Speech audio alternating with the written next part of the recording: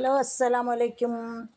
നമുക്കിന്നൊരു കാട പൊരിച്ചത് ഉണ്ടാക്കാം. അതിനായിട്ട് 2 കാടക്കോഴി എടുത്തിട്ടുണ്ട്. അതിനെ നടുക്കൊക്കെ കട്ട് ചെയ്ത് വെച്ചിട്ടുണ്ട്. അതിലേക്ക് കുറച്ച് കാശ്മീരി ചില്ലി പൗഡർ, മസാലയ്ക്ക് ആവശ്യമായിട്ടുള്ളത്, കുറച്ച് മഞ്ഞൾപ്പൊടി, കുറച്ച് ഉപ്പ്, കുറച്ച് ചിക്കൻ മസാല, പിന്നെ കുറച്ച് കോൺഫ്ലവർ പൊടി, കുറച്ച് വിനാഗിരി. ഇത്രയും സാധനമേ വേണ്ടൂ കേട്ടോ. ഇതെല്ലാം കൂടി ഒന്ന് നമുക്ക് പെരക്കി എടുത്തുകൊണ്ട് വരാം.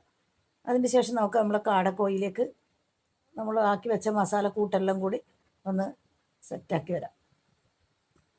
ഒന്ന് മസാല പെരക്കി വെച്ചതിന് ശേഷം അതിനെ കുറച്ച് സമയം റെസ്റ്റ് ചെയ്യാൻ വെക്കണം കേട്ടോ. സിമ്പിളാണ് കേട്ടോ, പെട്ടെന്ന് ഉണ്ടാക്കാൻ പറ്റുന്ന കാടക്കോയി ഫ്രൈ ആണിത്. 2.5 മണിക്കൂർ കഴിഞ്ഞതിന് ശേഷം നമ്മൾ കാട നല്ല മസാലയൊക്കെ പിടിച്ചിട്ടുണ്ട്. നമുക്കൊരു അലുമിനിയം ചീനച്ചട്ടി എടുത്തിട്ട് അടുപ്പത്ത് വെച്ചിട്ടുണ്ട്. പിന്നെ കാട പൊരിക്കുമ്പോൾ എപ്പോഴും വെളിച്ചെണ്ണയിൽ തന്നെ പൊരിക്കണം കേട്ടോ, എന്നാലും അതിൻ്റെ ടേസ്റ്റ് നമുക്ക് കിട്ടുള്ളൂ. എണ്ണ ചൂടായി വരുമ്പോൾ നമുക്ക് ഓരോ കാടകളായിട്ട് പൊരിച്ചെടുത്തിട്ട് തരാം.